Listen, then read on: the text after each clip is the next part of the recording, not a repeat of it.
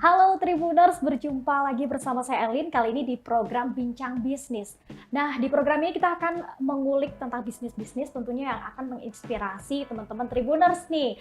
Untuk itu, pada kesempatan ini kita sudah kehadiran tamu yang istimewa Tribuners.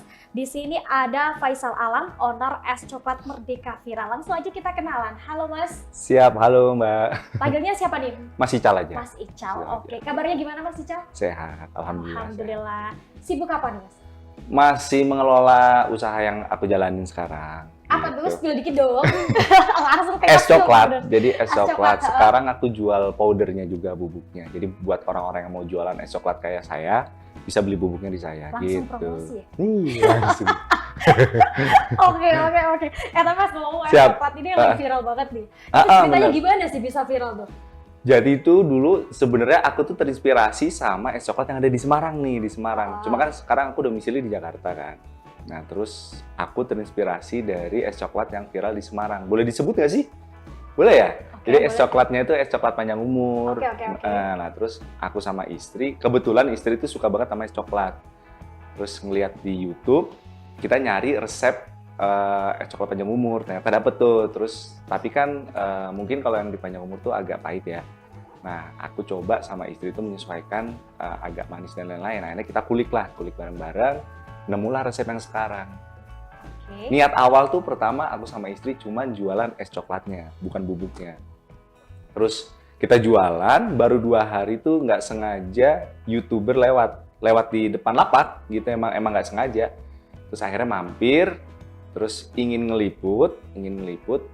Aku kan masak di situ juga tuh, ngeracik es coklatnya. Terus pas dimasak dan lain-lain, dia izin, Mas, kalau nanti aku nge-shoot cara masaknya boleh nggak? Resepnya ketahuan gimana? Ya nggak apa-apa, orang resepnya juga gampang, aku bilang gitu kan. Akhirnya diliput, tayang di YouTube, kok dilala viral. Banyak Oke. yang nonton, akhirnya banyak yang nyoba, terus coba pakai bubuk lain, bukan bubuk yang aku pakai, rasanya beda. Akhirnya pada nanya, Mas Ical tuh pakai bubuk apa sih? Wah, ini peluang nih kalau jual Oke, bubuknya oke. lumayan nih dicuanin kan. Ya udah akhirnya sampai sekarang aku jualan bubuknya. Oke. Gitu. Dari satu channel sekarang udah sekitar 15 channel yang liput. Oke, luar biasa Gitu. sekali 15 dan viral gitu ya. Tapi ada ketakutan nggak sih bagi-bagi resep kayak gitu? Biasanya nih para pembisnis itu paling pelit Iya benar. buat berbagi resep nih Mas. Mas Ical kok malah dengan pedenya dan dengan santainya, ya udah deh aku kasih aja resepnya gitu sampai viral bahkan. Iya benar. Jadi itu awalnya memang nggak ada rencana bagi resep, emang nggak kepikiran aja karena lagi masak. Terus yang liput aku juga minta izin, terus ya udahlah, orang ya balik lagi rezeki udah ada yang ngatur ya. Iya. Mau resepnya di copy, cuma kan rezeki orang nggak bisa di copy kan. Ya udah bagi aja gitu. Ternyata yang di atas ngasih jalan lain, yaitu ada kesempatan buat jual bubuknya. Akhirnya oh ya udah kita jual bubuknya aja, sekalian bagi-bagi rezeki juga buat orang lain. Oke. Gitu. Nggak takut pesaing. Enggak. Malah ada loh customerku yang baru 3 bulan tuh udah punya 5 cabang. Aku sampai sekarang baru punya 1 cabang. Satu cabang tapi kan lancar ya, nyuplai ke semuanya. Amin gitu. Oke, tapi ngelihat bisnis es coklat ini gimana sih Mas hari ini? Apakah ini tuh bisnis bisa buat jangka panjang? Karena kebanyakan bisnis kuliner kalau lagi boom, ya udah boom aja beberapa waktu. Sebutlah Benar. kayak es kepal Milo Ah, tuh, betul, beberapa betul. waktu lalu itu sempet boom banget. Betul. Terus abis itu hilang Mas. Betul, Kalau betul. lihat es coklat gimana nih? Kalau kita bandingin sama es kepal Milo tuh, mungkin kalau es kepal Milo tuh bukan minuman kan ya, bukan minuman. Jadi kayak dessert gitu. Cuman kalau yang aku pikirin tuh minuman sama makanan itu bisnis yang memang orang butuh. Ya kan kebutuhan utama. Kalau orang nggak makan sama nggak minum ya nggak bisa kan. Nah cuman kita kasih varian lain. Sebenarnya si coklat ini itu udah ada dari tahun 2002 kalau nggak salah tuh di Pekalongan aja udah sempet ada gitu. Cuman salah satunya Mbak Vita yang panjang umur itu berhasil ngangkat es coklat sama yang di Jogja itu viral lagi. Nah kalau ditanya ke depannya gimana, ya mungkin sama kayak cappuccino cincau gitu-gitu kan bakal tenggelam juga. Cuman ada beberapa pelaku usaha yang masih jalan. Gimana tergantung kita untuk mengelola bisnis kita sendiri sebenarnya. Karena sekarang kan media sosial udah sangat gampang dan sangat membantu kan, makanya ya kita manfaatin aja gitu. Berarti lewat media sosial nih, Betul. bikin viralnya. Betul. Tapi melihat es coklat yang viral, menurut Mas Ical nih, poin apa sih yang ngebikin es coklat itu akhirnya viral? Padahal kan tadi disebutin nih, di Betul. tahun 2002 ya, Betul. itu sudah ada. Betul. Yang bikin poinnya apa sih yang bikin viral? Sebelum kita bikin gimana biar viral, itu kita ngetes produknya kita dulu. Kalau Oke. kita udah berhasil bikin produk yang memang orang suka, kuncinya di situ orang suka sama harganya masuk. Jadi kan pada saat aku mau bikin es coklat ini, patokanku adalah harganya itu mentok 10.000 karena memang nyasarnya untuk kalangan menengah sampai menengah ke bawah, plus konsumen ngeluarin 10.000 itu dapat rasa seperti apa sih gitu kan. Akhirnya kita kulik, ternyata ini orang-orang yang bilang ternyata memang rasanya tuh di luar ekspektasi mereka gitu kan. Ya udah, produk udah kita dapat, rasa udah kita kunci, tinggal gimana caranya orang tahu kita jualan itu. Ya, sekarang gimana caranya orang mau nyobain kalau misalkan orang nggak tahu kita jualan, ya kan? Nah makanya udah manfaatin aja media sosial. Ketika viral, orang nyoba, ternyata beneran enak, itu kuncinya. Gitu. Jangan mentang-mentang viral, orang nyoba, produknya aja nggak enak kan? Paling cuman sekedar coba doang, habis itu tenggelam. Oke, berarti mempentingkan kualitas, bisa dibilang kayak gitu. Betul banget. Penting Betul untuk banget. dan buat Tribuners nih yang punya produk, kualitas harus banget dipikirin dan dipertahankan Banget, kualitasnya. banget. Apalagi kalau makanan sama minuman tuh kuncinya tuh dirasa. Udah jangan sampai ngerubah rasa. Kebanyakan orang udah viral, kebanyakan ngerubah satu komponen aja itu pasti udah ngerubah rasa. Oke. Orang malah nyari untungnya di situ. Kurangin ini biar untungnya makin tinggi. Padahal itu kuncinya di situ. Lu ngerubah komponen dikit, rasa udah lari. Ambiar. Bener banget. Terus tadi kan misalkan ya udah viral nih, pasti Tribuners juga penasaran ketika sebuah produk entah itu makanan atau minuman yang sedang viral. Ini manage-nya gimana nih Mas? Biar tetap in lah gitu. Kayak Betul. beberapa produk tadi disebutin capcin tuh. Iya, betul. Turun. Nah, betul. itu gimana nih manajemennya? Tetap aku fokus ke media sosial yang pertama karena memang aku besar dari media sosial, terutama di YouTube. Jadi sampai saat ini aku masih menjalin silaturahmi dengan para YouTuber yang waktu itu ngeliput aku. Jadi ketika aku ada varian baru, ketika ada sesuatu yang baru, aku kontak mereka gitu, dan mereka dengan senang hati membagikan. Karena alhamdulillahnya mereka yang punya channel ini sevisi sama aku. Jadi mereka memang mau menayangkan channel yang memang bermanfaat, bukan hanya sekedar mencari AdSense bagi mereka ya.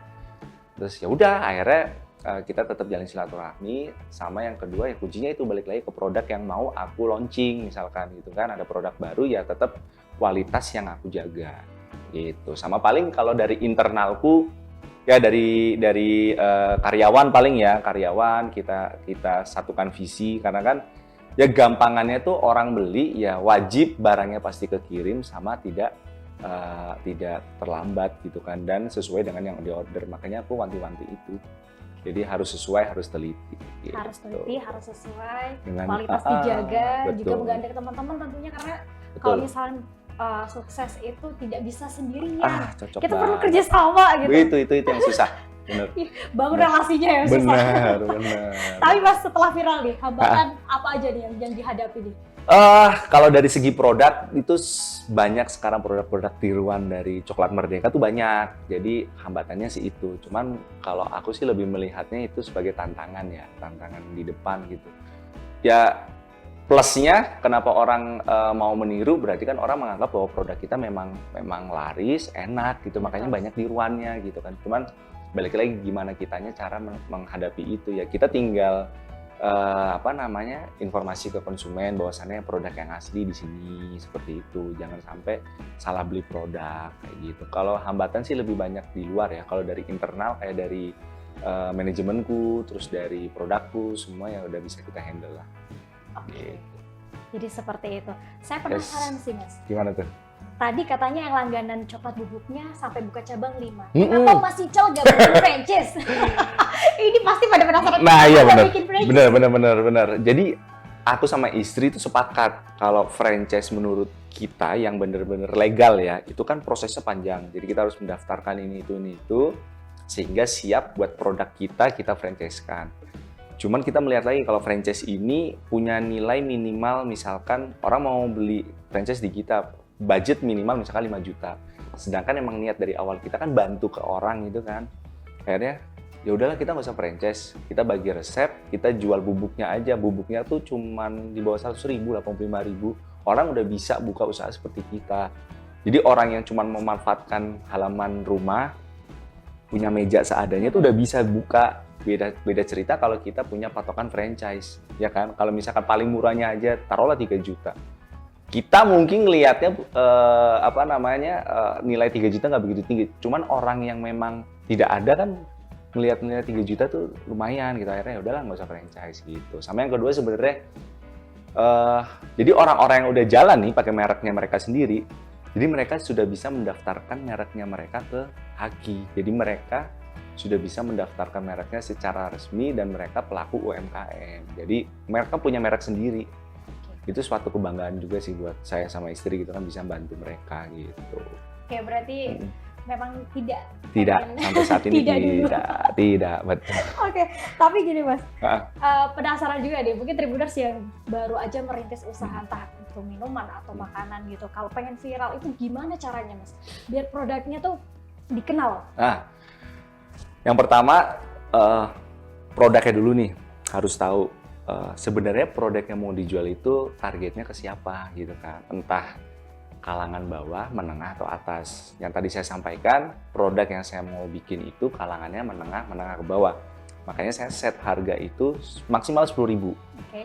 Habis itu kita cari rasa. Dengan orang ngeluarin harga 10.000, dapat rasa seperti ini, cocok nggak sih? Akhirnya aku sampel, aku kasih ke orang-orang. Ternyata, wah ini sih dijual 15.000 kasarnya itu udah orang juga mau beli gitu. Oh ya udah berarti lulus gitu. Jadi yang pertama tuh harus tahu target produknya itu ke siapa, sama setting harganya tuh sesuai dengan value yang diberikan. Nah itu udah kuncinya di produk. Habis itu marketingnya tinggal lu mau nyasar anak muda yang banyak main media sosial, ya udah viralin di media sosial kayak main TikTok sekarang tuh gampang banget. Pokoknya yang aneh-aneh aja ada viral kan. Terus YouTube kalau memang rajin, live dan lain-lain gitu. Pinter-pinter baca peluang, jangan lupa riset. Kayaknya kuncinya di riset produk ya? Betul. Karena orang tuh kadang mikirnya ya salah paham. Karena kan beberapa juga aku info, pokoknya lu kalau mau usaha nggak usah kebanyakan mikir gitu kan, nggak usah kebanyakan konsep.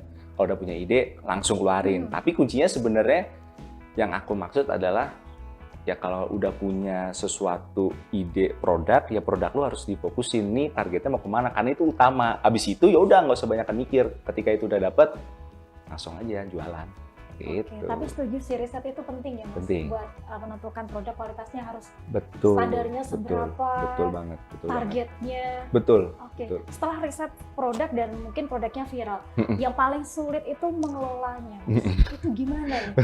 Kalau dari internalku bener. Jadi dulu kan aku ngerintis cuman berdua sama istri ya. Aku yang jualan di lapak, istri yang packing barang untuk ngirim ke customer gitu. Cuman sadar kita semakin kesini, alhamdulillah orderan semakin naik, wah kita butuh tim. Akhirnya coba kita rekrut tim yang sevisi. Ya sebenarnya simple sih, pokoknya yang penting jujur.